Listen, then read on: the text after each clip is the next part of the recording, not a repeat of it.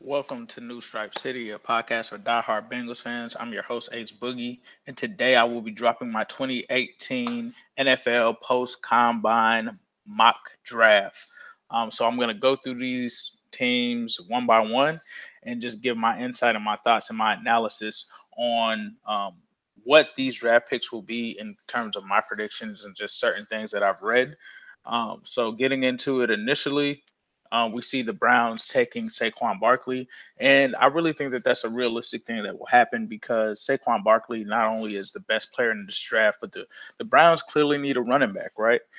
So why not take the best player available, especially with them being in a unique position of having the first and the fourth pick?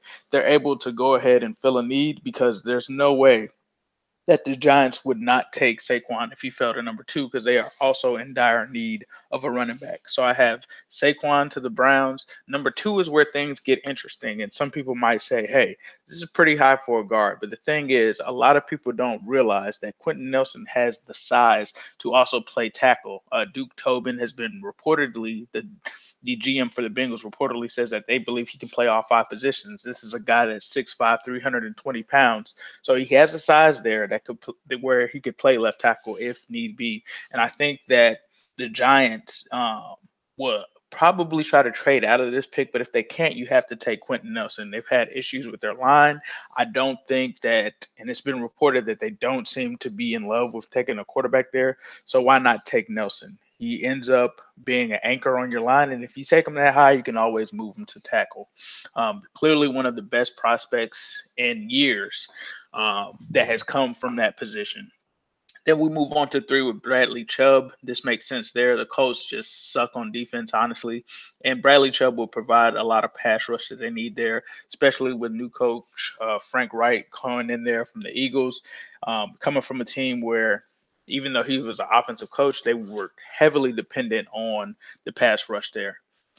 Four is where things get interesting, and a lot of people might say, "Hey, why is Baker Mayfield going over Sam Darnold and some of these other guys?" The Browns are reportedly extremely high on Baker Mayfield, and another thing is they're also consulting with Bill Parcells on his quarterback formula. And according to his quarterback formula, when you compare all of the top prospects with the formula that Parcells looks for, Baker Mayfield hits all of those, every single one. He hit 7 out of 7. I believe the second person that was closer to him, I think, was Mason Rudolph. So I'm going to go with Baker Mayfield here. I think when you looked at Sam Darnold and Josh Rosen and some of those other guys, they only fit like two of the seven of what Bill Parcells is going off of there. So I think that Baker Mayfield could be a shock of the draft and end up being drafted at number four. That moves me on to the Broncos, who obviously need a quarterback, excuse me. And I think that they go with Sam Darnold here. You're talking about a guy that's viewed by most as the top prospect in terms of quarterback in the draft. And I think that John Elway clearly needs one. You look at their quarterback situation, which was horrible. This is a Bengals channel, but good God, like the Broncos were horrible last year at quarterback. That was one of the few wins that we actually had because their quarterbacks were so trash. So they definitely could look to go quarterback here. There's a report that Kirk Cousins still could be considering there, but from what I heard before that, there was a report that came out that he was down to two teams. So we'll see what happens there. But more than likely, I think that they still get a quarterback. We're gonna go into number six, and I see the Jets signing Kirk Cousins, and that's where I'm coming from. That's the angle that I'm coming from with this, with them getting ready to dump load the Brinks truck on him with cash. I think that they get him there, and they do have a decent receiver there in Robbie Anderson, but there's really not much outside of that. So I think that they come back here and they grab Cortland Sutton, and I think Cortland Sutton, due to his combine, will eventually supersede Calvin Ridley. I think that he will be able to jump him, and there's not many receivers in this class that really stick out per se. But I think that they grab Cortland Sutton there at number six. And number seven, things get very interesting because the Buccaneers are on the clock, and I have them take Josh Jackson out of Iowa, who's a bigger corner. Obviously, they took Vernon Hargraves a couple of years ago, but he's short, right? And they also have a free agent right now, corner that they're going to lose. And I think that they'll have to go and replace that guy with a Josh Jackson, who's a bigger corner. And they're playing a division where you have Michael Thomas, you have big guys like Dwayne Funches. So they need a big physical corner. And I think that Josh Jackson is the guy there for the job. I wanted to mock Denzel Ward there, but he was shorter. And so next, I have Denzel Ward going to the Bears. There starts a run on corners here. And I think that he's a good fit there because the Bears are also in a sticky situation when it comes to the corners. They did assign the transition tag to one of their players, but I think that they're still in a bad situation when it comes to corners. So I see them grabbing Denzel Ward there. This guy blew up the combine, had a fast 40. So I see him going there. Next, we'll get into the 49ers, and I have them getting Derwin James. I think Derwin James is a physical freak, and I think that John Lynch will not be able to pass this opportunity up.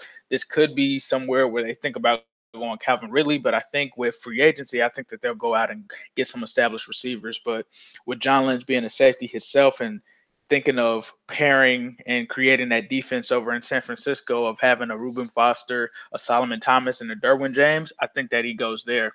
And number 10, a lot of people have the Raiders going linebacker here, but to me, they had a lack of interceptions last year. They didn't have too many turnovers. They just were really bad. They didn't have any coverage. I mean, you had Carl Joseph there. You had some other guys there, Reggie Nelson, but he's a free agent this year. So I think that you bring in Minka Fitzpatrick, and I think that you do that because it solidifies two needs there. Minka has been said to be able to play safety, corner, any position that you need. So I think that John Gruden won't be able to pass that up with a guy that can play that many positions and a weakness that you have. You took Gary Conley there last year, Carl Joseph, but you still need you're still worried about your other corner and your other safety position. So I think that's where Minka Fitzpatrick comes in. 11, I have another quarterback going off the board with Josh Rosen. I don't think that the Dolphins are really sold on Tannehill. I think that Rosen could be a surprise there. Uh, Tannehill hasn't done much. Jay Cutler was pretty trash last year, and I think that they're going to try to do something. And it seems like the Dolphins always try to do something in something big each offseason. So I think that this will be the year that they actually go and get their quarterback. And I think Rosen will be a good value. This is a guy that most thought initially to fall into the top five, but if you can get him here at 11, I think that that's a great move. Number 12, my team, I have us taking Roquan Smith. And the reason I feel like this will happen is because the more and more that the combine goes on and analysis happens, a lot of people are starting to see that this tackle class really isn't all that.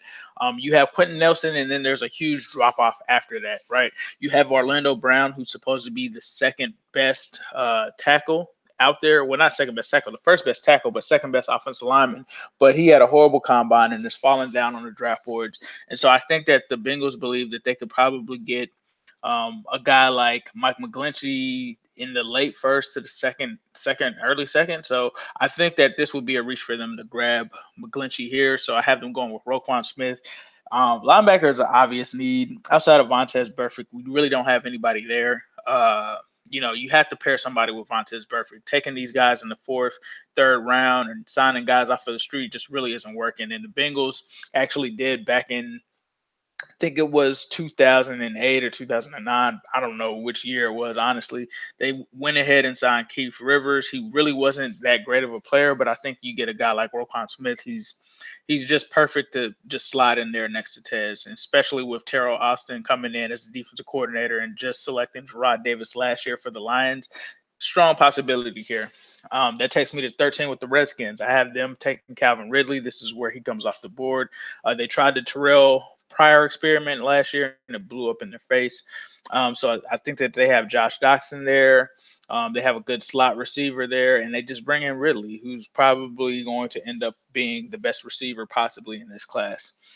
Then we move on to the Packers, who definitely need edge rush. So I have them taking Marcus Davenport, who should shoot up some boards a little bit, considering that he had a pretty good combine. And they just need everything on defense there. I definitely see them taking Davenport. Then we move on to the Cardinals at 15, where I have them taking Josh Allen. They clearly need a quarterback. Carson Palmer retired. Larry Fitzgerald comes back. You have a new head coach there. I think that they go ahead and grab that quarterback that they need to stay consistent and stay in the run, especially out there in the NFC West. Then 16, I go with the Ravens, and I take another offensive lineman. Another guard comes off the board with Will Hernandez, a guy out of UTEP that's just been getting a lot of hype. And the Ravens clearly need offensive line help. Then that brings me to the Chargers at 17, where they also need offensive line help. And this is where I think Orlando Brown comes off the board. You're talking about a guy that's 345 pounds, 6'8". And Phillip Rivers is getting up in age, and they have to protect him, right? So I think that they grab Orlando Brown here. And that brings us to the Seahawks, who are really unpredictable. You don't really know what they're going to do. In the Seahawks, I have grabbing Mike McGlinchey because they need offensive line. They did take Dwayne Brown last year. Mike McGlinchey is a guy that they can move in at right tackle, and they went with their philosophy of investing in their defense and letting some key offensive line go, and it's really hurt them in the last 2 years. I mean, Russell Wilson has had to run for his life, so I think after them trading for Dwayne Brown, they can shore up that offensive line here by taking McGlinchey, and so we'll see. We'll see how that goes, but I think that they'll go with McGlinchey here, and that brings me to the Cowboys. The Cowboys, their defensive line outside of Demarcus Lawrence hasn't been too great, and their defense overall hasn't been great. And you're talking about a team that has to guard against an Eagles rushing attack there, where they have three running backs that can just bust it open at any play. So I think that they go with Vita Vea here, and I think that it's a great value for them. You get a guy in Vita Vea that's a pretty good nose tackle that you can use with your linebacker Sean Lee and guys like that. So I think that the Cowboys go Vita Vea here.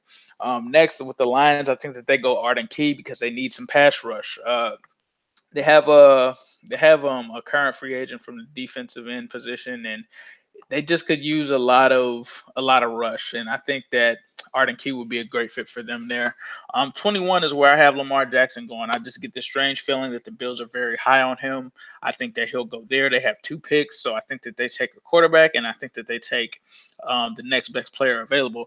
The next best player available I have is actually Tremaine Edmonds. I actually have him falling pretty low, but it's not because of his talent or anything like that. I think he's actually a guy that could have potential to go in the top 10 depending how things fall.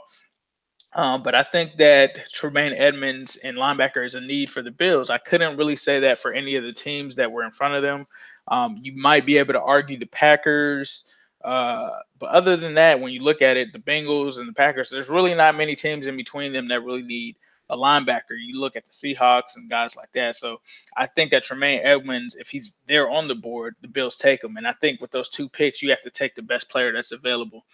Um, and with the Rams, I have a surprise player that comes in here. He's shooting up due to the combine, and that's going to be Mike Hughes. And Mike Hughes is considered by some to be a first round corner, one of the greatest tools that they have out there. They just went out and signed or traded for Marcus Peters, but Trumaine Johnson is expected to walk away in free agency. So why not get a guy like Mike Hughes that shores up the other corner? Because I'm not exactly sure how much time Marcus Peters has left, but they still have to go ahead and get them another cornerback in there. With the Panthers, I have them going with Ronnie Harrison, a safety. They need some secondary help there. Titans, I have them going with outside linebacker Harold Landry. It's time for them to get some new blood in there. Falcons, I have them going with Deron Payne, and I think that they're going to probably more than likely lose out on Dontari Poe. So why not go ahead and grab a guy like Deron Payne? I think that that's a good move for them. The Saints I have going with Rashawn Evans, another outside linebacker from Alabama. They missed out on Reuben Foster last year. Why not go ahead and get you another backer out of Alabama with Rashawn Evans? The Squealers, I have them going with Justin Reed, the brother of Eric Reed. They need some safety help there. Jaguars, I have them going with Leighton Vander Esch, another outside linebacker. I'm not sure if he would play inside or outside in their scheme, but they definitely need another linebacker there just because Paul Posluszny is kind of getting on the wrong side in terms of his age. So I think that he would be a good backer for them there. Vikings, I have going with Isaiah Wynn, another guy who should shoot up, and another interior guy for that offensive line to help them out, depending on what they do there. And the shocker here, I have the Patriots actually selecting Mason Rudolph in the first round, with Tom Brady heading towards age 41, them losing Jimmy Garoppolo and Jacoby Brissett. They call him Brisket on one of the podcasts I listen to. I think that you can go ahead and take Mason Rudolph here, right? And last but not least, I have the Eagles taking tackle Connor Williams. I think that even though they have a very good offensive line, they still have to plan for the future, and they still need to come up with some cap space. So he could be a guy that they bring in that allows them to move on some of those some of those pricey offensive linemen. So let me know what you guys think. Did I hit it? Did I miss? Let me know your comments. Like, subscribe, and I'll be coming up with more mock drafts here in the future. But as usual, I'll leave you guys with a who day all day, every day, and especially on Sunday.